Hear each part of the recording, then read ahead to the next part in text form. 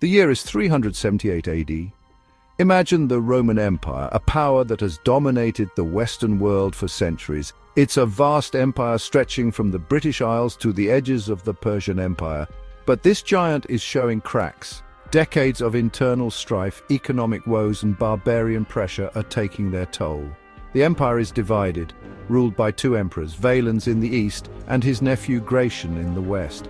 The army, once the pride of Rome, is not the invincible force it once was. Years of constant fighting have worn it down. To fill the ranks, the empire increasingly relies on foreign recruits, some of whom lack the discipline and loyalty of Roman legionaries. The empire is at a crossroads. The decisions made in this era will determine its survival. Little did Emperor Valens know a storm was brewing north of the Danube River, one that would change the course of Roman history forever.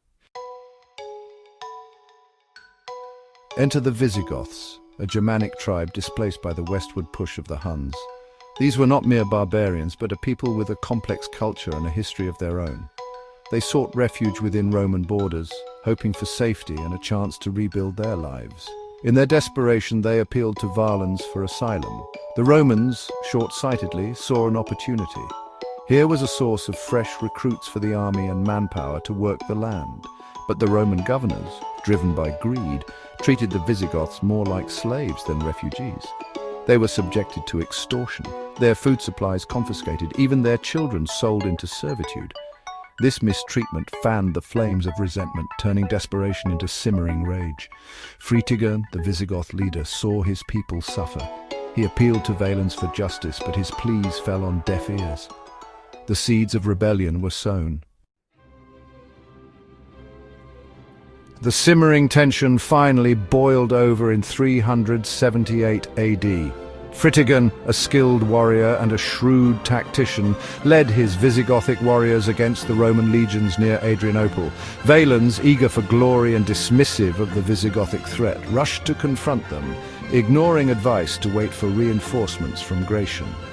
The Roman army was a formidable force, but it was weary from a long march under the scorching summer sun. The Visigoths, on the other hand, were fresh and fueled by righteous fury. They fought with the ferocity of cornered wolves, their desperation a weapon in itself. Their cavalry, superior in number and skill, outmaneuvered the Romans. The Roman legions, trapped in a deadly pincer movement, fought bravely but were overwhelmed. The slaughter was immense. Thousands of Roman soldiers lay dead, including Emperor Valens himself. His body was never found. The Battle of Adrianople sent shockwaves throughout the Roman world. It wasn't just a military defeat, it was a symbolic catastrophe. Never before had a Roman emperor fallen in battle against a barbarian foe. The myth of Roman invincibility lay shattered on the blood-soaked field of Adrianople.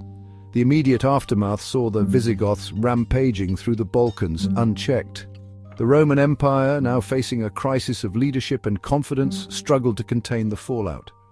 Adrianople marked a turning point. It exposed the empire's vulnerabilities for all to see. The balance of power had shifted. From this point forward, the barbarian tribes within and beyond the empire's borders grew bolder, sensing weakness at the heart of the Roman giant.